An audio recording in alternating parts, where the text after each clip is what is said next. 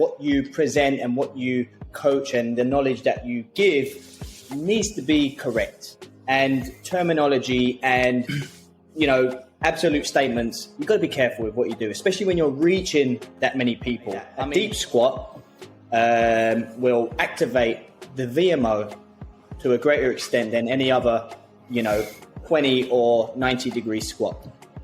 But it doesn't. And they're fantastic marketers. We can learn from them. How do we apply that? What's the art of the program inside? How do we apply the program over a long structured period of time, whether that's 3 months or 3 years or fucking 10 years?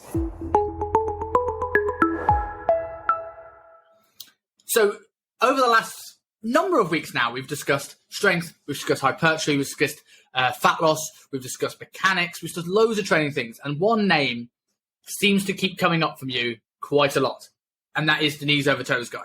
And I get the opinion knees over toes. I got a feeling you don't dislike him, but you dislike the way it's interpreted. Tell me your issues that you have with the knees over toes method, or the people that are actually trying to do it. Now, please don't think I'm being a little bitch here. Listen, I'm sure we'd ruffle feathers. We said we'd ruffle feathers this week. The thing is, the guy's a good guy, and the intentions are incredible, and the amount of people that are helped is incredible. As coaches, there's we have the rule book though, innit?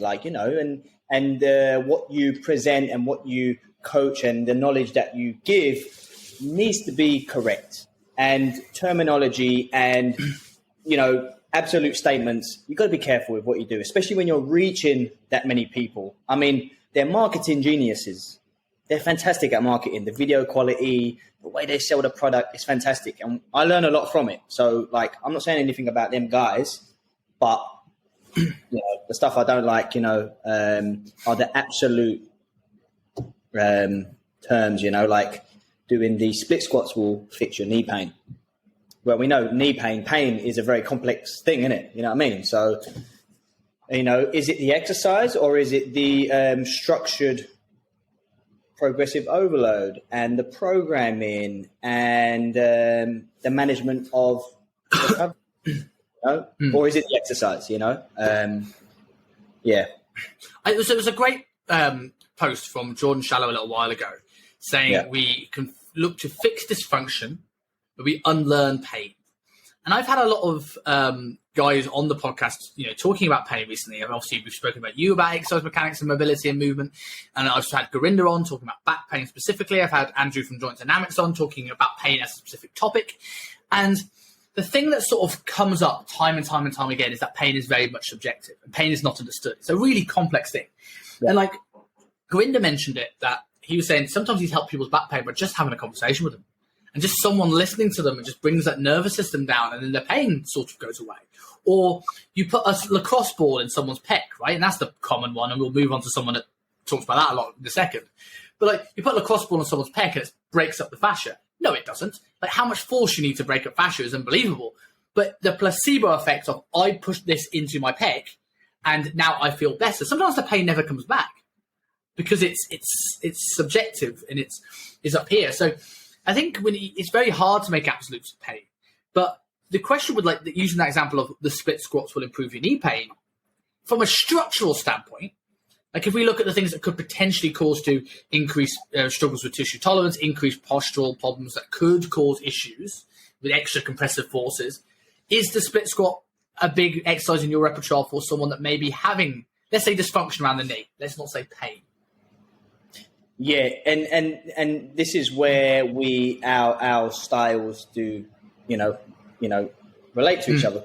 I use the split squat a lot. I don't use that variation that he promotes, but I have used it, and it's a fantastic exercise, letting the heel come up or elevating that front heel to get more range.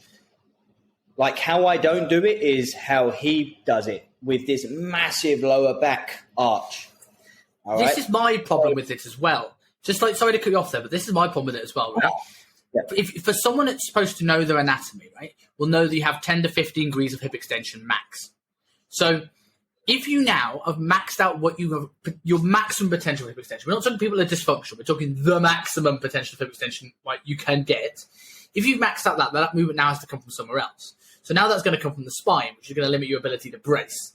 And so while I like the idea of getting as much range of motion over the toe as possible and getting your hamstring as close to your calf as possible, I don't understand the need for the massive extension of the hip past where people's ranges are. This is the problem. You see, these people aren't aware of that as, general pop. They don't understand that. They don't see it. All they see is this product of this guy looking incredible and the backstory that he had knee pain, now he doesn't because of one of these exercises such as this. And that's the problem I have with the coaches. Like, a lot of the exercises are fantastic, but how they're executed is very, very poorly. Like we say, massive lumbar extension, lower back arch. That's going to fuck you up. You're putting so much compression on those lumbar discs. You're creating a terrible, posture for your hips. Like, you're creating this pelvic tilt that is just not healthy. You're probably jamming up that hip joint and acetabulum. You might fix your knee pain, but you're gonna create a back pain. Exactly. And to load that further, you're gonna run into more problems. So that's one of the problems I have. And some of the stuff that's said by the guys, such as strengthening the VMO, using deep squats will fix your knee pain. Well, the study that they provide to back that statement up actually doesn't even show that, but they tell people that this is the study that shows that, when actually it doesn't. So what does it show? What does that study show? They said that the study provides evidence to say that a deep squat will activate the VMO to a greater extent than any other 20 or 90 degree squat, but it doesn't. The 90 degree squat displayed a greater VMO activation. So they've misinterpreted the study completely, but they've used that study as their evidence. There probably is other shit out there to say that it does do that. But as coaches, we look at these things and then you don't trust it, like, is it, you know what I'm saying? Yeah, I know what you're saying. How much do you think the VMO actually plays a role in knee pain? Because I don't think very much. Well, I mean, a lot of people do have an underdeveloped. If you look at that VMO, they do have an underdeveloped area of that VMO. You know what I mean? And if the knees are caving in a lot, then a stronger VMO does help. Weak knees, a stronger VMO does help. But how do we strengthen that VMO? Physios will always tell you to do, terminal knee extensions, leg extensions and shit like that, which are great exercises. It's not just about Poliquin step downs and deep squatting. But do you think it's a little bit like putting up, I think looking at the VMO, I'm not saying it's not always the thing. I'm not saying it's not, I don't put some time into it, but do you think it's like putting a plaster on a bullet hole? In the sense of, okay. Yeah, I see what you mean. I see what you mean. Pain, we're going to focus on the knee, we're going to work on the VMO.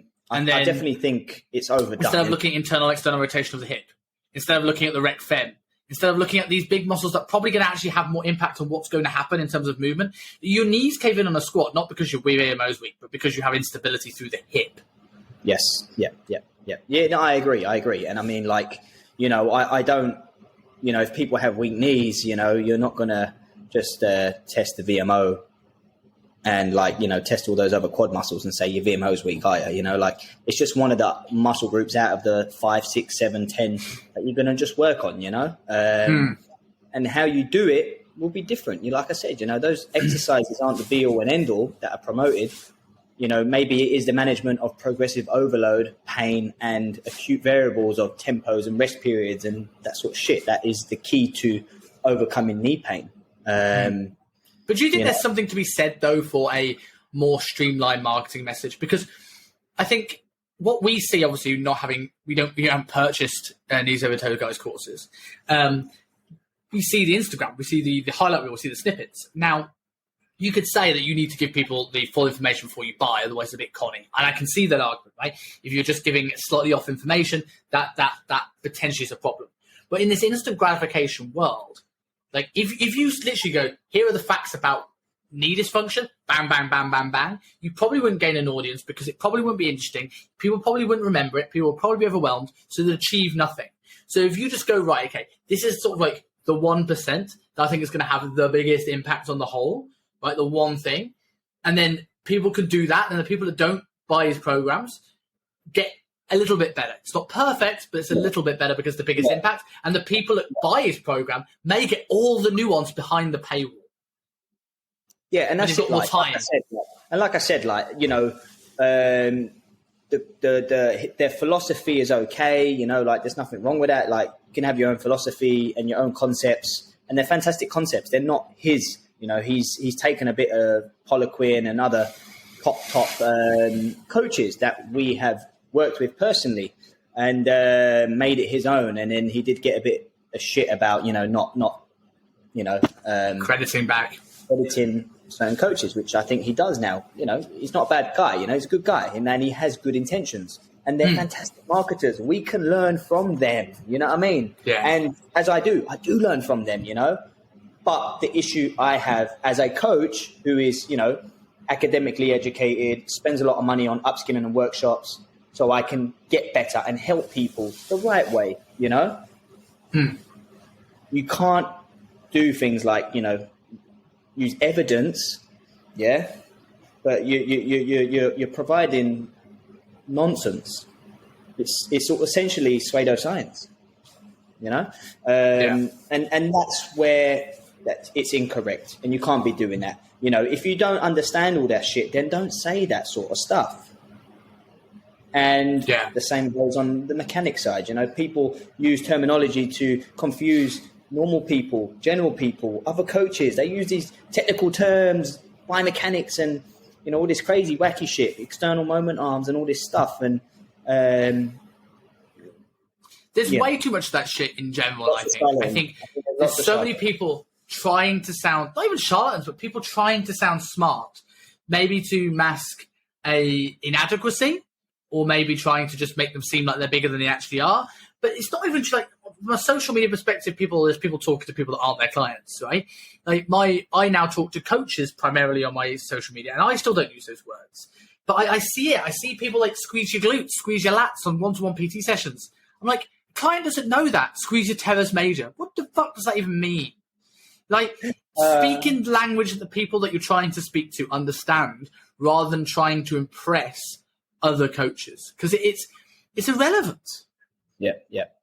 I don't know how to speak in those terms now. Like, squeeze your fucking ass. You know, I had a client once. I said to my client, I want you to squeeze your bum.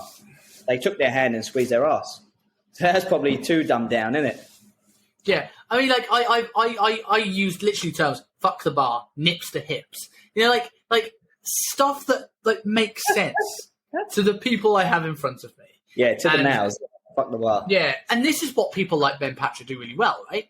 Because he's taken concepts from Poliquin, and this is where we had this conversation about strength ratios, right? That how I think there's too much nuance in this to actually be genuinely useful. That being said, he is using it perfectly, because it's like, you've got somebody who has issues. You should be able to split squat 50% of your body weight. Ooh, that's a target. I can shoot for that. Yeah. If people work towards that, 90% of them are going to get better. If you get stronger at the end ranges of hip extension and hip flexion, you're going to probably feel less pain. Again, pain's subjective, but So I think he's onto something. Do I think it's perfect? But do I think any model's perfect? I just don't think his model is flexible. Like, it's very Poliquin, and I can't imagine anything coming in that would drastically change the approach. Like, I'm not saying he's narrow-minded, but it's very tunneled. like I said, I think he's a good guy, and I just see those flaws there. But that's because I'm being critical and I'm a coach. You know what I mean? And And essentially, as well, you're not complaining necessarily about him. Like, some of his exercise selection is not great, but it's not so much him. It's the person 3-4 levels down from him that all ATG certified coaches that now he's slightly off in his split squat. They're 20 levels further. It's shocking. I see it all the time, and like some of the coaches that are getting coached under their banner, their ATG, Athletic Truth Group, these ATG coaches. Oh my goodness, they haven't trained.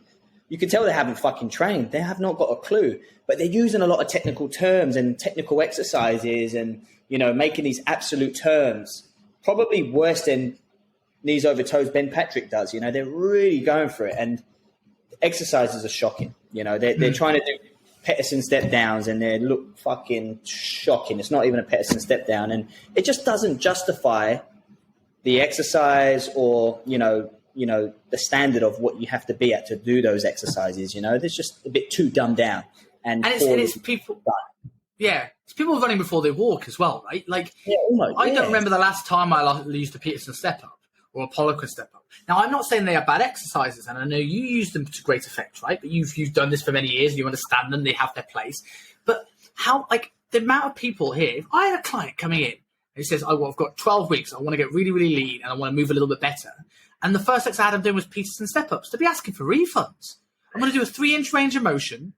Like, get on a leg press. Like, do something that's actually going to make you do a little bit of work. I think people get lost in being physios and trying to be clever, rather than going, do you know what? The basics work. Look, you got somebody here is weak as fuck. If you have a hack squat, you have a leg curl, you have a chest press, you have a pull down in a row and a shoulder press, you can do 90% of your work.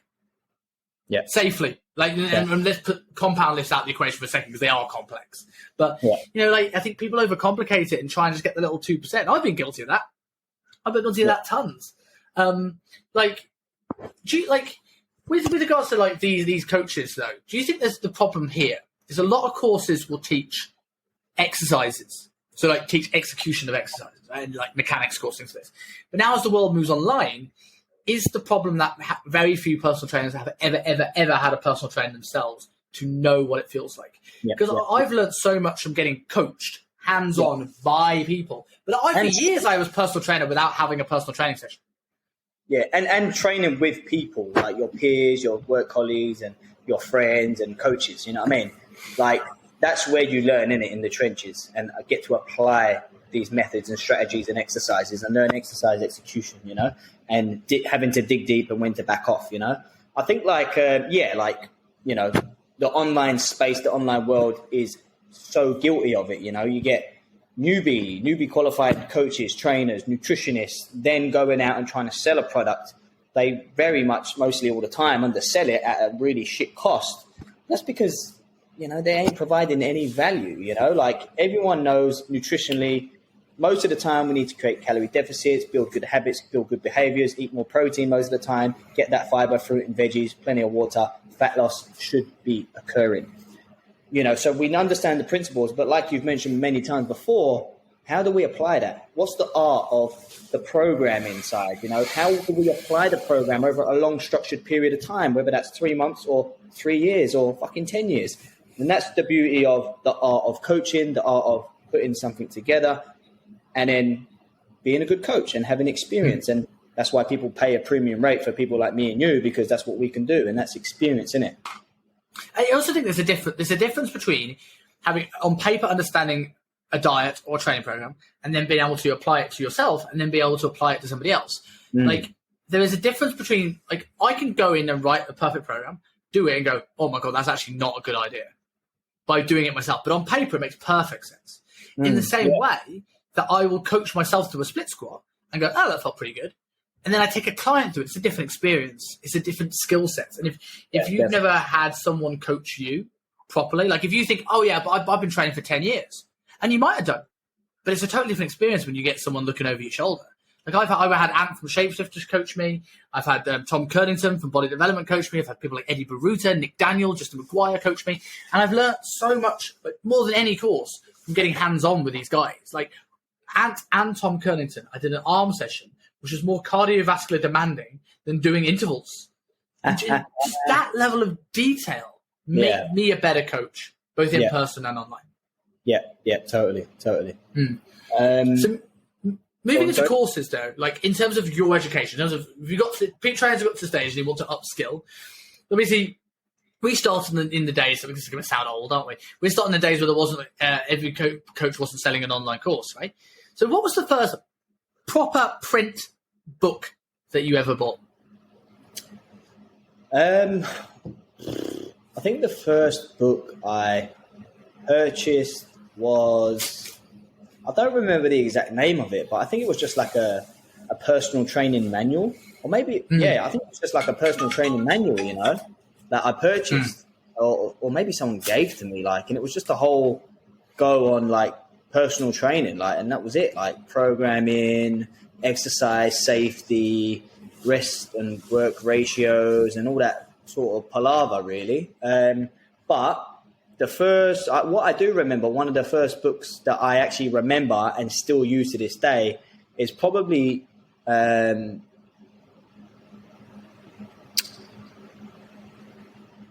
got two.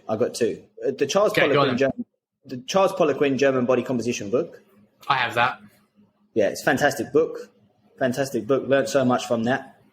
And you get workouts that you can try and all that sort of shit, nutrition advice and all that. Give or take what you want from it, And then the other book is a bit more of a sciencey, in-depth book that I always pull out. It's Super Training by Mel Siff. And that's really a classic.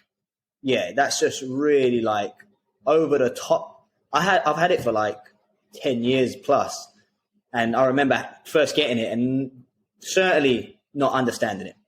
But now I understand it all and I can reference it and use it to actually understand things and concepts better. So they're two really good books. One that you can use as a beginner, the Charles Poliquin German Body Composition book, and then one that you can use for the next fucking 15, 30 years as a trainer and a coach. Whether you're a personal trainer, physio, or a strength and conditioning coach, you can use that like a bodybuilding coach or sport high performance coach. You can use Super Training to go to as the Bible.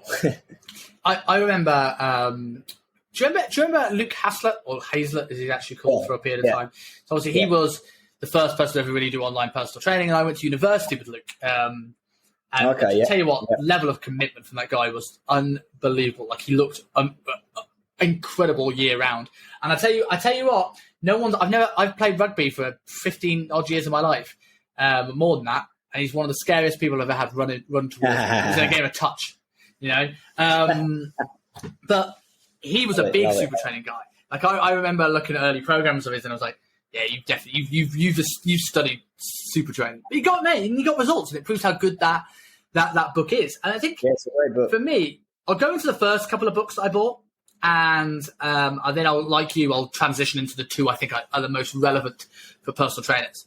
I think the first kind of books I bought, there was probably a couple that I don't remember. A lot of my early books were books that were associated with men's health. When you did the books that were attached to them, the supplement guide and the training guide and the 8-week body plan. And then I had Ignite the Fire by John Goodman, which is still a really good book. Was that good? Because I've never read that, and I actually want to read it. Yeah, I mean, it's probably the most basic, simple way of looking at marketing ever. It's not going to be game changing. It's not going to be anything you don't know now already. But what the great thing, something stuck to me, and this is the premise the whole book is written around, is the premise of marketing is do a really good job and then make sure everybody in the world knows about it. Okay, yeah, I heard that lots. And that's a John Goodman thing. And John's great. And then but when I first started at UP, I bought two books, both of which I think are very good, both of which I don't use as much as I probably did at the time. The first one was a big old book called Becoming a Supple Leopard by Kelly Starrett. Great. It's a fantastic book. Game-changing book for the industry. It's nearly everybody's first book on their mantelpiece, right? And most people have it as the physical book. I actually had the ebook, but most of my peers had the physical book. It's monstrous. It was a big book, man. And I tell you what, I think in some ways it was ahead of its time, and in some ways it's dated badly. Great book. He talks a little bit how we talked about the two types of mechanics the other week. We talked about the muscle mechanics crowd and the postural mechanics crowd. He was the early stage of postural mechanics crowd. He talked about center of mass and torque and creating tension. That sort of stuff was great. Stacking the rib cage, all stuff that was way ahead of its time that no one even thought about when it came to training. Yeah, totally. But I think he was where it's been massively outdated by the emergence of what we call the muscle mechanics crowd, is that it was still very much in the rule of thumb that every single person can do an overhead squat. Every single person will squat ass to grass. Limb lengths weren't a thing. Everybody can squat. Because I think he even used the baby analogy. Now, I hate the squatting like a baby analogy, because when you get a head that's 3 times the size of your body, then we'll talk about why you can squat perfectly. Yeah, you get a counterbalance. And that's also something that the knees over toes crowd use as well. You know, like you should be able to squat. Look at the babies. Well, like you say, a baby has a huge fucking head to body ratio, and they get a huge counterbalance. It's even people don't understand what Steve's meaning by counterbalance. But the simplest way to look at this, right, is that like your center of mass will go straight through your head, down through the middle of your feet, right? So the more you move away from your center of mass, the more likely you are going to fall over one way or the other, right? So if you've got a small head, big long body, big long legs, to get into a squat, you're moving really far away from that range. And this is why people with long femurs tend to struggle with squatting. Now, if you are a baby with a big old head, you never move your hips back further than the back of your head. So you're always straight over your center of mass. It's so easy. And the bones aren't fully formed. Yeah, so like, true. Of course they are. But like, there's still some stuff there that I occasionally go back and use and go, right, with my knowledge that I have now, which of these are useful for the issue that I have or my client's having? Or what of these are a bit useless now, knowing what I know and knowing that, like, okay, that's a breathwork issue, that's a structural issue, that's a proportions issue. But I now can look at that book with a 10 years of hindsight and go, there are still some really good stuff in this. There is. I mean, the book, like I said, like Kelly Starrett is fantastic, and it was a game changer.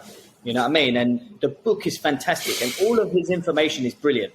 The only issue I have with it is, again, it's just terminology and the use of certain words that, you know, for normal people and average coaches, whatever in it, it's good. But, you know, like the terminology is probably a bit incorrect. Like the use of torque in the hips and shit like that, you know? You know, I don't like that. But I think there's lots of good things still in that book. I mean, what was the most brutal stretch you tried from that book? What really hurt? Well, I mean, not the stretch, but a lot of the lacrosse ball stuff is on it. You know what I mean? Like sitting on that shit, man, or getting it up into the side of the hip, man. That's fucking horrible. Like, but like, you get like the good thing about Kelly Starrett's work, whether it's, you know, the fucking voodoo flossing or the trigger point ball stuff or the band distraction work, or the simple stretching stuff, like it all creates a short window of change to then go and train. That's what it's good for, like allowing you to train really well.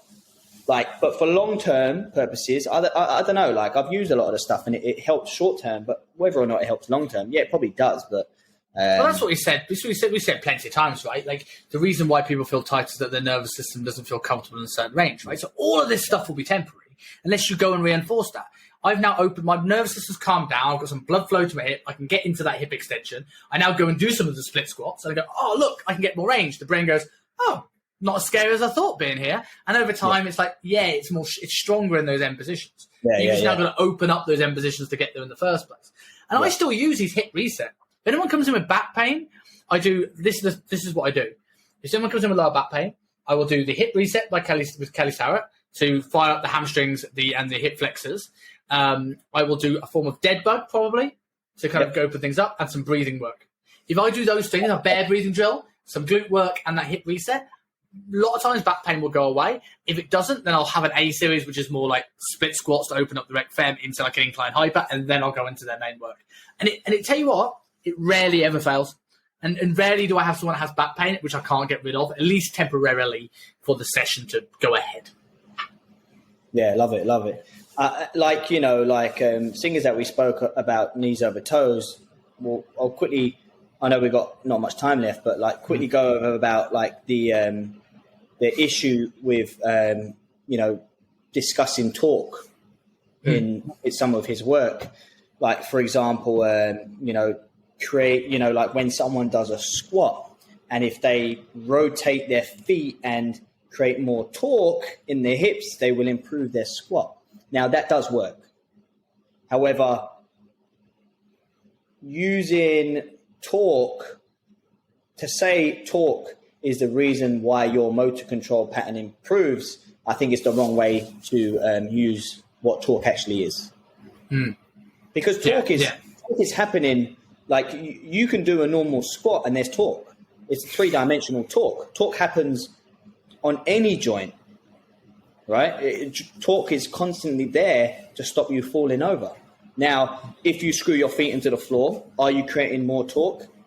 Yeah, you are creating more torque.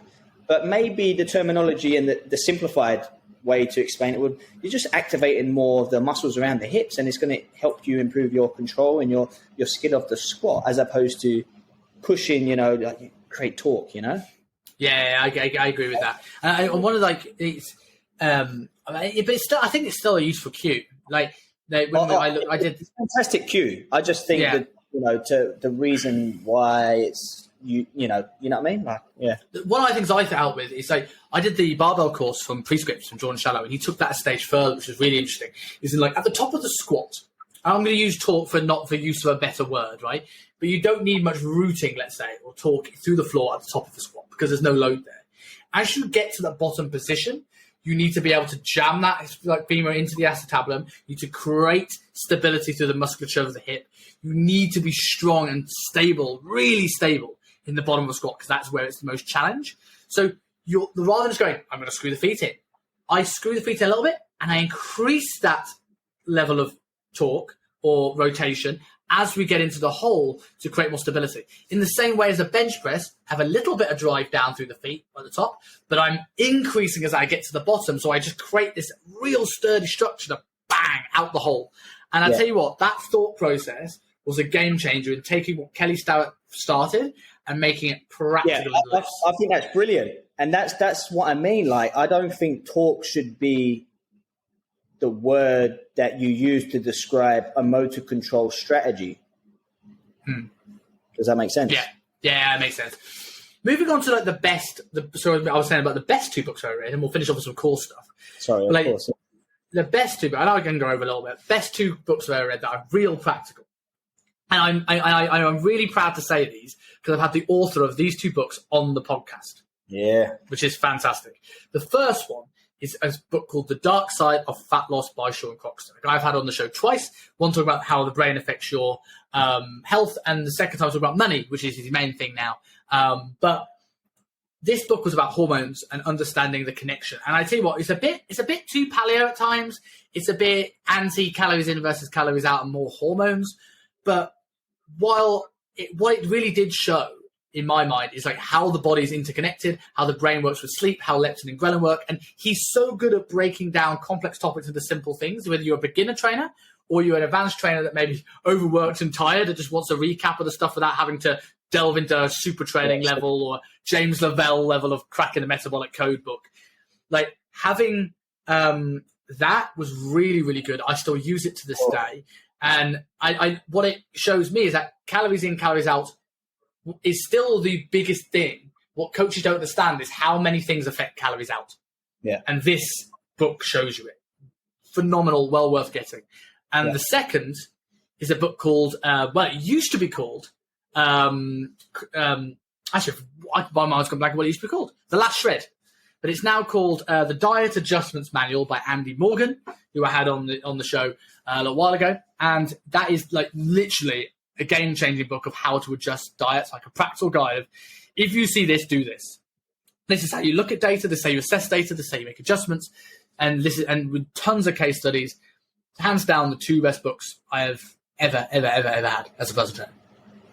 Yeah, they're good books. They're good books. I should go over them because I haven't read those for years. The V Shred. Damn. I got so many books online as well. The V Shred. Yeah. I don't slander Andy Morgan by comparing him to V Shred. That dude, we can have an episode of what I think of that dude. Jesus Christ.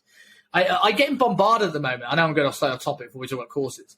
Maybe we'll do an episode on fitness charlatans. But I'm getting bombarded with this guy at the moment talking about EPOC.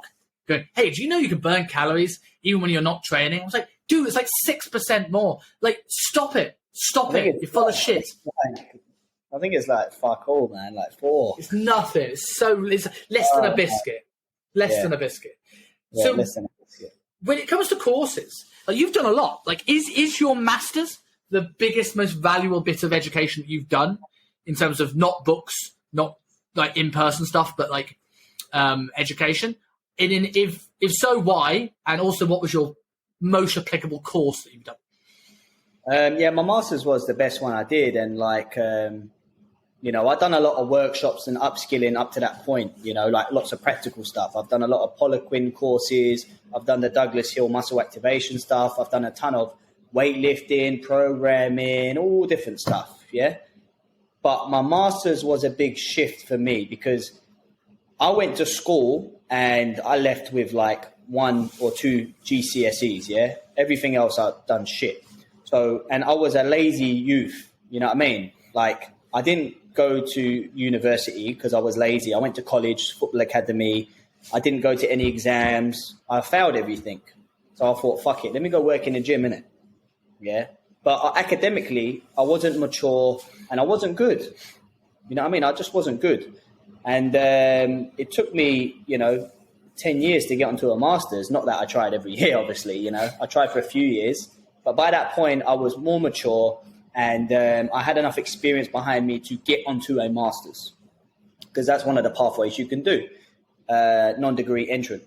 So anyway, my master's taught me how to be a critical thinker, a research practitioner, like an evidence-based practitioner. And it taught me, some of the units I did was physiology, I did biomechanics, I did programming and periodization. I learned about research and how to conduct research and how to interpret research.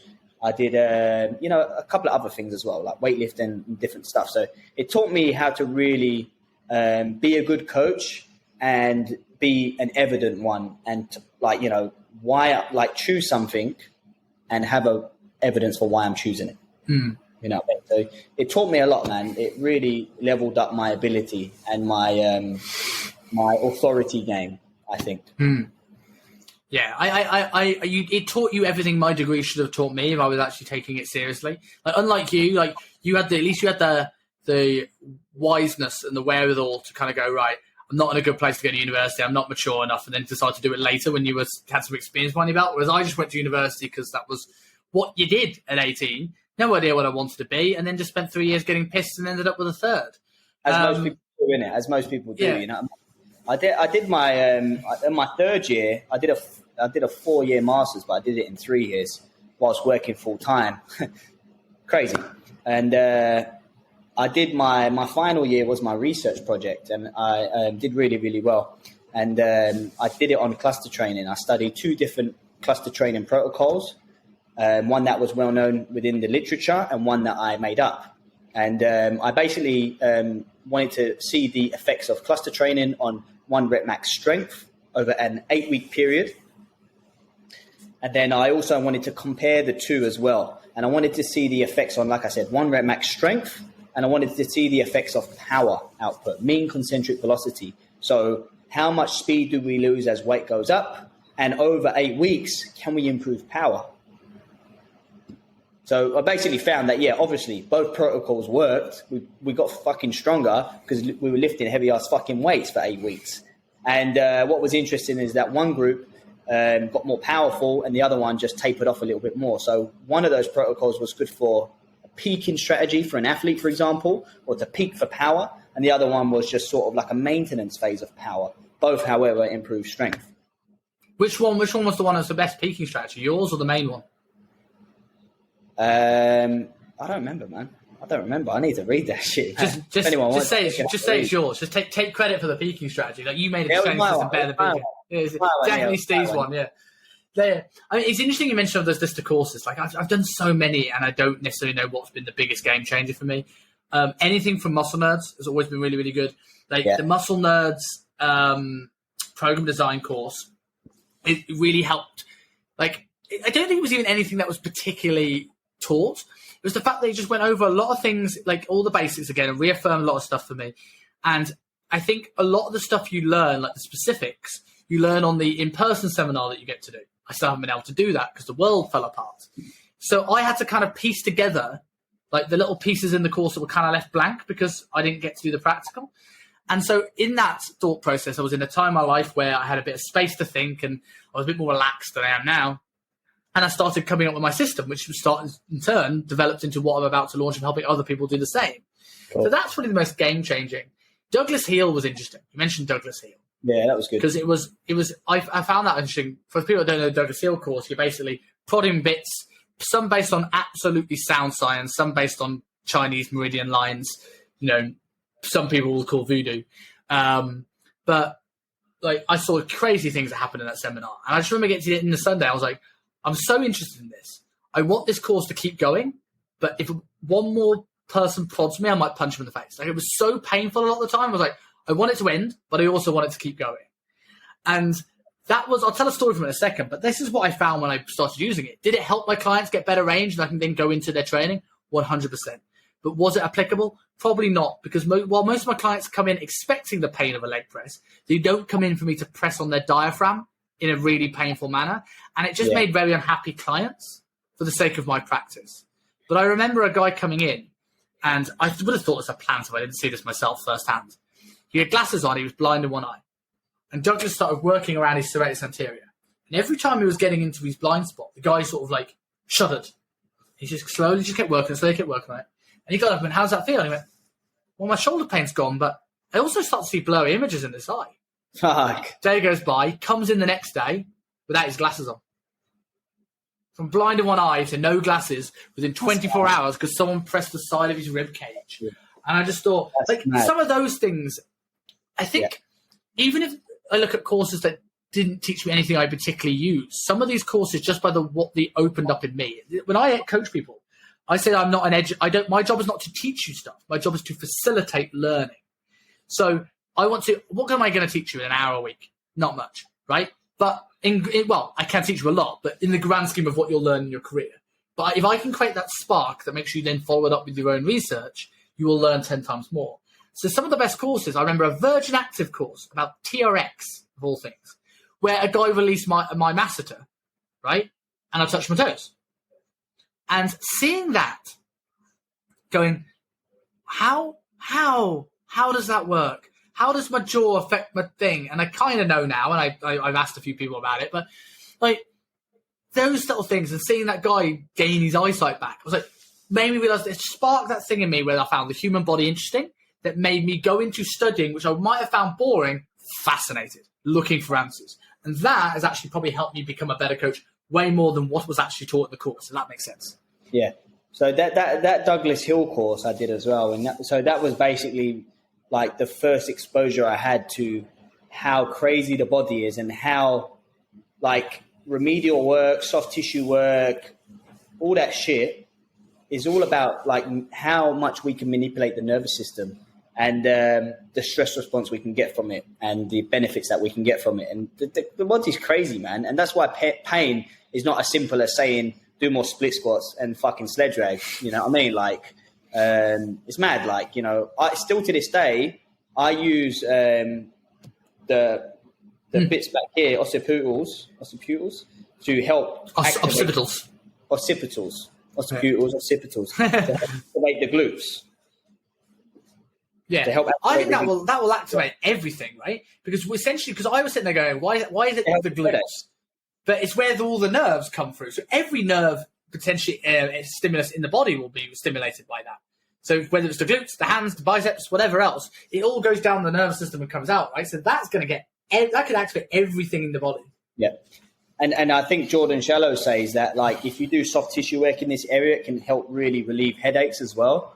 So I'm always getting clients to do that sort of stuff as well with it. So, or dizziness, like I said, coming on the air. So the people who don't, for the people who sort of don't know what I was chatting. Sorry, no one knows other than you what we're chatting about off air. I was having occasional bouts of dizziness that, like, very, very infrequent. Nothing that I'm particularly worried about. But I've started to realise that came when I do a lot of trap work, deadlifting, heavy deadlifts and stuff. And I wonder if it's like because of my forward head posture. And that would be a very similar thing, right? If I'm more like this, I'm now going to interfere with the nerves that are going to be coming through here, which potentially could take me off balance. So, I mean, something could help with that, right? Like, the human body's fascinating. And this is why, I want to go on a cadaver course, and reasons why I like grim stuff that people don't want to do, I want to do, because I'm like, we do all this research to see if there's aliens in space and what's the bottom of our oceans, and we don't even know what's under our skin half the time. Yeah, it's mad. It's mad. So on that note, obviously, I've got the 7s today, so I better don my kilt.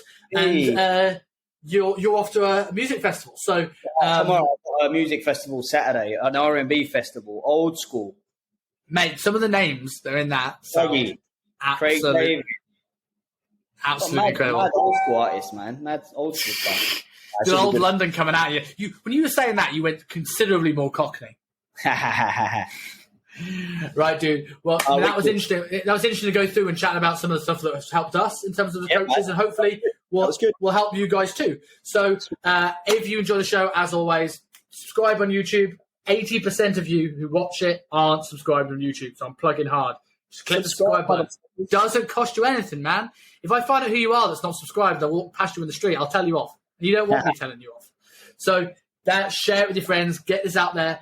Bigger the approach, the audience of this podcast, the bigger the guest, the bigger the production value, the more clips I can edit of me and Steve that we can put out on social media. But Steve, thank you as always, man.